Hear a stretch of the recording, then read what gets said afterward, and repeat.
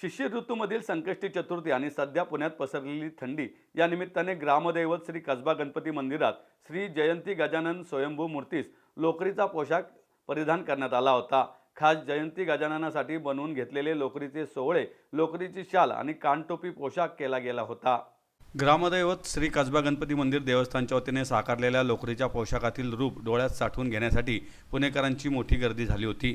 देवस्थानचे प्रमुख विश्वस्त विनायक बाजीराव ठकार, खजिनदार हेरंब ठकार, विश्वस्त संगीता ठकार, स्वानंद ठकार, आशापूरक ठकार, मिहिर ठकार, मंदार ठकार तसेच तेजस ठकार, हर्षद ठकार यांच्या मार्गदर्शनाखाली सजावट करण्यात आली। मोर्यासमोर प्रातिनिधिक स्वरूपात शेकोटी पेटवली होती। याप्रसंगी खास हिवाळ्यात मिळणाऱ्या मेव्याचे जसे हुरडा, आवळे, बोर, हरभरा, गाजरे, मटार त्याचप्रमाणे फळे व मिठाई यांची सजावट करण्यात आली होती। देवस्थानतर्फे वर्षभरात धार्मिक, सामाजिक, सांस्कृतिक कार्यक्रम आयोजित केले जातात।